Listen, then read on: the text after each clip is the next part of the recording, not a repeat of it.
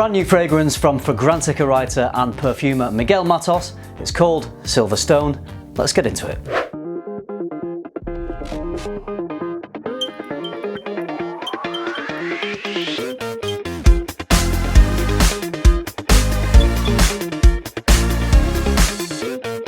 You may know Miguel Matos as a writer for Fragrantica, writes some fantastic articles, but he's also a perfumer. He's composed a fragrance for Nishane called Unutamam, and also for Sarah Baker Perfumes called Jungle Jezebel, so he kind of likes the different names.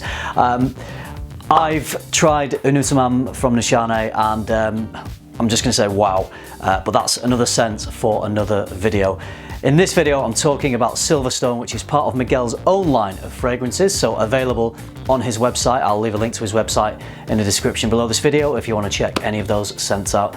So I'm going to talk to you about Silverstone. I was fortunate enough to bump into Miguel while I was in Milan at Essence. Super cool guy, really energetic, really passionate about fragrances, about composing fragrances, so to be in his company really is quite an uplifting experience. Miguel very kindly gave me a bottle of Silverstone. He didn't ask me to talk about it or do a review on it, but I've been wearing it and I wanted to share my thoughts, so thank you Miguel for giving me this bottle, very much appreciated. It's new for 2019. Let's take a closer look at the notes. There's lemon, lavender, basil, coriander, oregano, rose, violet, cedar, musk, sandalwood, leather and oak moss. It opens with a hint of lemon. You can definitely tell the lemon's there, but it isn't a prominent note. It's more of a tip of the hat to lemon, if you like. The lavender is probably the most prominent note to me in the opening, but again, it's not a strong dose of lavender, but it's there. It's having this nice calming effect to contrast nicely with the citrus.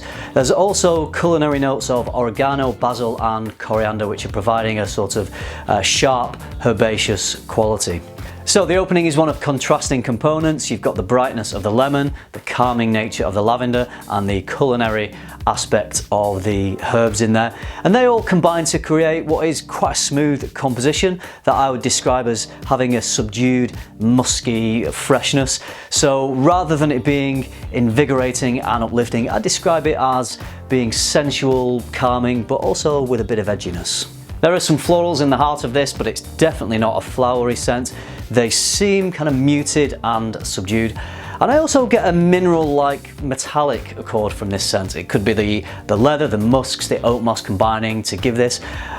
Again, those notes aren't overly prominent individually. They do seem to just smoothly blend nicely into one another, which is the way I would describe all the notes in this fragrance, rather than one note being prominent. I think they're all very smoothly blended just to create one final composition. So I'm really struggling to pick out individual notes of this.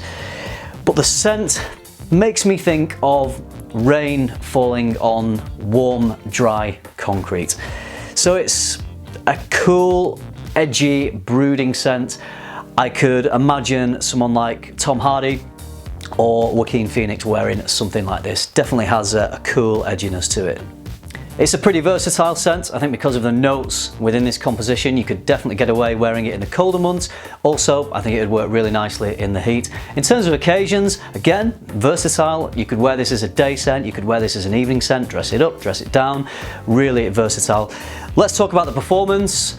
I get around 2 hours of an initial projection on this, and I'd say that's probably between half an arm's length and an arm's length. That'll probably depend on your skin chemistry, but that's around about what I felt like I was getting from this one. So it's not too shouty, it's not too loud.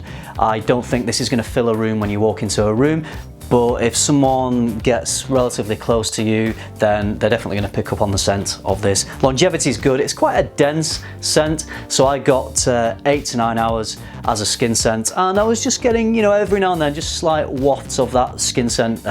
So you do get to smell this scent throughout the lifetime of wearing it. So for 8-9 hours, you are going to get nice wafts of this one. If you're interested in trying this, you can purchase this from Miguel's website. He's selling 50 ml of eau de parfum concentration for €80. I think that's a pretty decent price. You can also buy a discovery kit of all the fragrances in his line, I believe, for €23. Like I said, I will leave a link to his website in the description below this video. So this is a very unique scent. It definitely leans a little more on the artisanal and experimental side of things, but still very easy to wear. If you like the sound of this one, or if you just want to up your cool and edgy game, I can recommend trying it. So those are my thoughts on Silverstone from Miguel Matos. Miguel's coming out with some really exciting fragrances, both in his own line and in other people's fragrance lines as well. So I think we're going to see some fantastic stuff in the future from Miguel. Miguel, thank you again for this fragrance and for the opportunity to make this video and to be able to share my thoughts with everyone. If anyone's tried any of Miguel's fragrances, either from his line or the Nishane or the Sarah Baker perfumes, I'd love to hear from you. So would the other viewers of this video. Let's get a conversation going about Miguel's compositions. Thank you for watching, everybody. I hope you enjoyed it. I hope you found it useful. Remember, keep tuning into FM and keep smelling good.